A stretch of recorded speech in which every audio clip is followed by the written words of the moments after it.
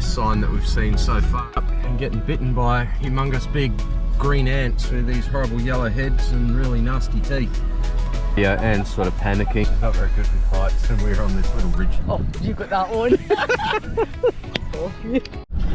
Well, this is the road into Elim Beach campground. We found the signs. Again, Lazy Lucy was trying to send us in all sorts of stupid directions, but best option, ignore her and just keep on going.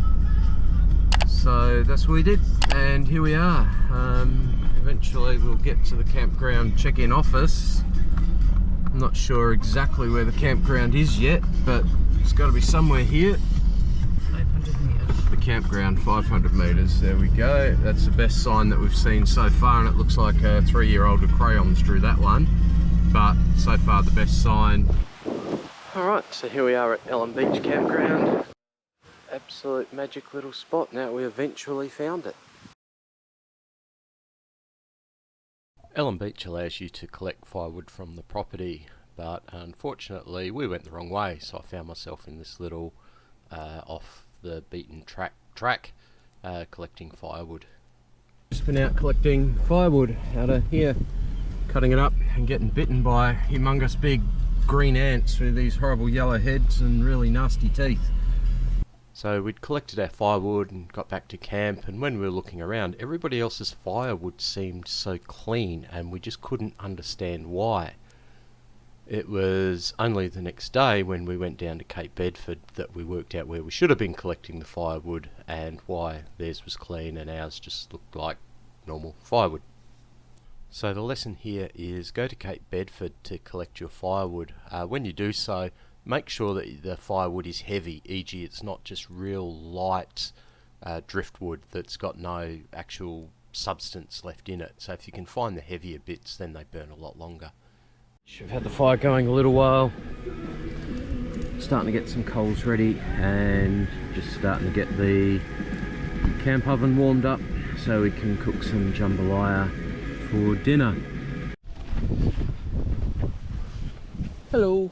Hello. So come and see how jambalaya is going. Yep.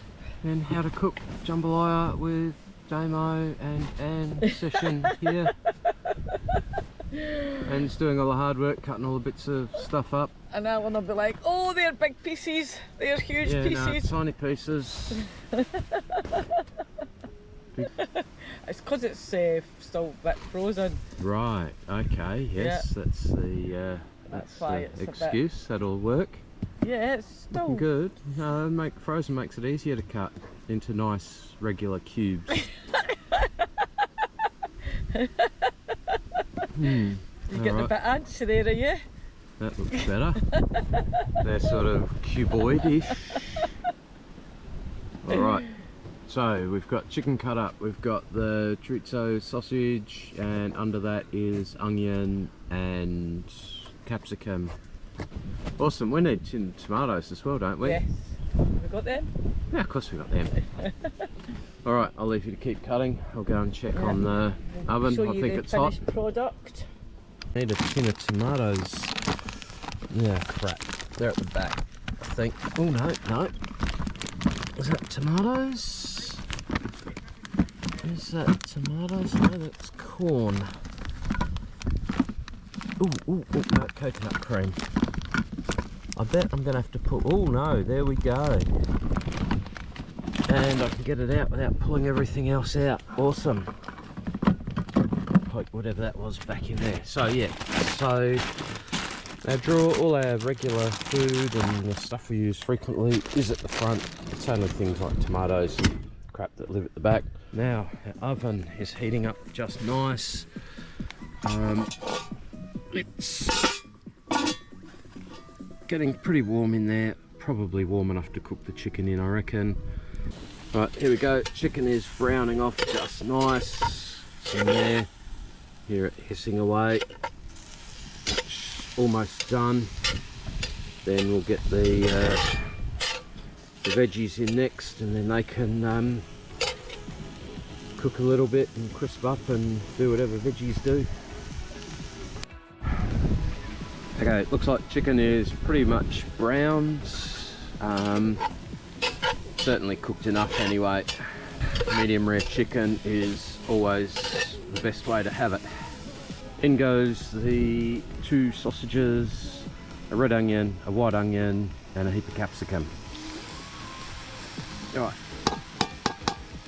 That's all very carefully measured and proportioned. Luckily my co-cook is here because she reminded me we forgot the spices. So here we have ground chili. We need exactly 1 teaspoon of that, which is about that much. Smoky paprika, again, need 1 teaspoon. Looks like that. I tried to open a tin of tomatoes one-handed. I don't know how they do it on these TV shows. I think they use a tripod. Righto, in goes the tin of tomatoes. Exactly 1 tin. That goes in. Let's give it another stir.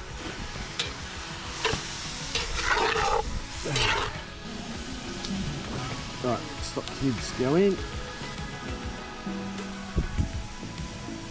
I need to put in about a cup of water. Which I don't know how much this kettle holds, but I think that's a cup. Actually, we'll put in a bit more than a cup. I reckon that's a cup now. Could be a cup. Now we need a cup of rice, which is, I reckon that's a cup. What do you reckon? Yeah, it looks like a cup. So everything's in there, all ready to go. Gonna put the lid on.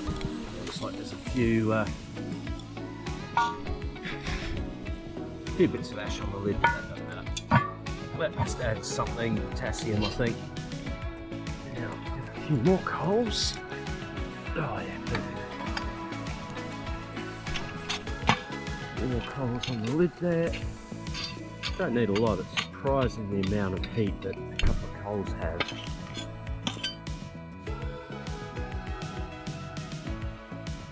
Right, just restocked the coals on top, restocked the coals underneath, spun it, gave it a stir, and smelling good. Serving up, a moment of truth. It's on the plate, too late to put it back. That's it. Taste, see what you think. Have a taste. See if it's ready first of all. Well, it looks ready.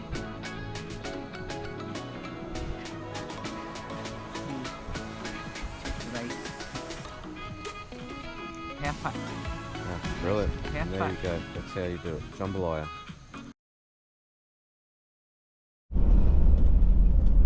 Right, just heading along the road here to Cape Bedford.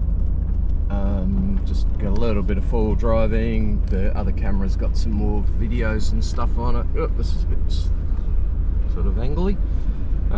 Yeah, just a fairly straightforward track, so good thing just to test out. We've actually had to use low range four-wheel drive coming up a sand hill, so finally got to test some of the real capabilities here on a pretty average, easy sort of track really, which is good.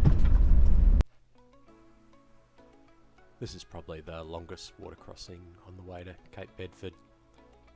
It wasn't terribly deep, probably up to say the wheel hubs.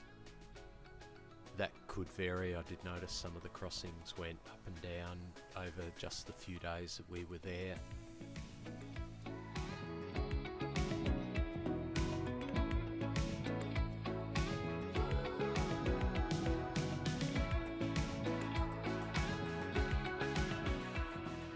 This water crossing was probably the deepest one, being a little bit deeper than the last long one. Still not overly deep, probably to the bottom of the bull bar, something like that.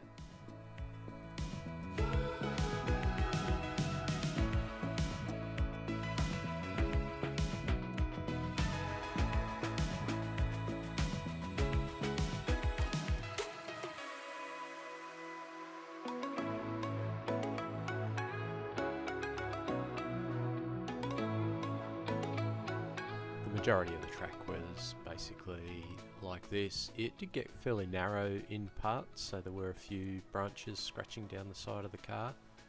If you're worried about that, then I'd probably avoid the track.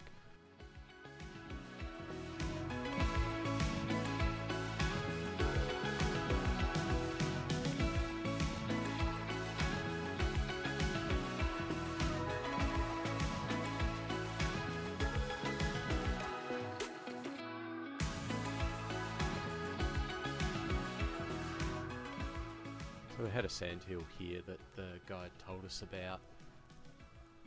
He recommended dropping the tyre pressures and all of that sort of thing. I thought, look, let's give it a go. We were just on normal road pressure tyres, I think, at this stage. So, you know, probably 35, 38 psi. So I flicked it into low range and just sort of hoped that speed and power would get us through. If it didn't, then option B was to let down the tyres. We did have the compressor, so we could pump them up, of course, but I was just being lazy. But we made it. I think, as with all things on camera, it doesn't look as steep as it was. It wasn't immensely steep, but it certainly had a bit of a rise to it. Just came across this little lagoon on the way to Cape Bedford. Just looks like the ideal little swimming hole. Lots of little nice water lilies, etc. But it also looks like it'd be Croc Central to me. Just beautiful little thing where they could hide and just get all the birds coming down to take a drink.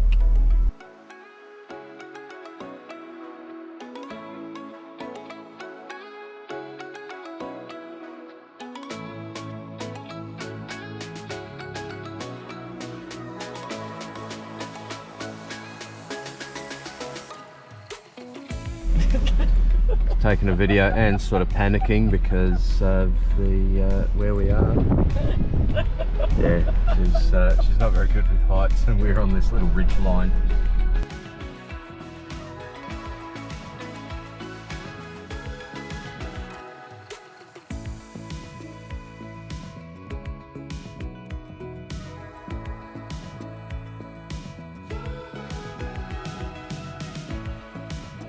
So, top of Cape Bedford, windy as, steep as, Anne's having a heart attack, but the views are amazing.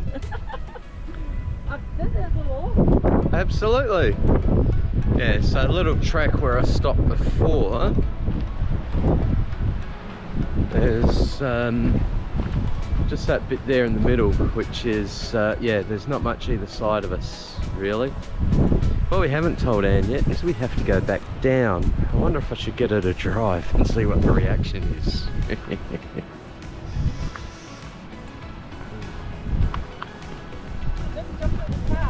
True, you didn't bail, that's a bonus.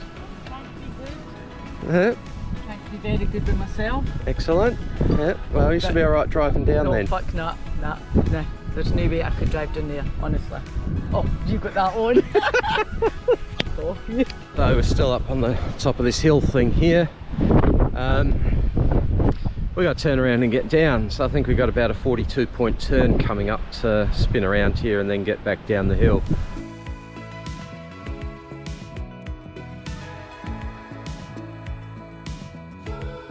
Doing our next water crossing on the way back. I think the bottom's pretty hard and feel a few rocks, so not much chance of getting totally bogged, but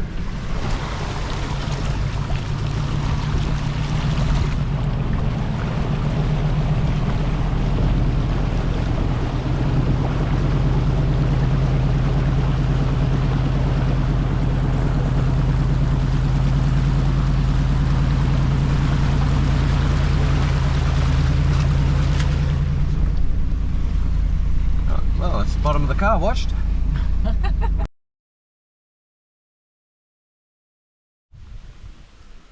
Here we are at Coloured Sands at Elim Beach. Just this gorge of all the different coloured sands. It's just starting to rain. Just thought we'd walk through a little bit further. It is still raining, but it's not terrible, and it's the tropics. So it'll probably be dry in 5 minutes. Boss kids up there.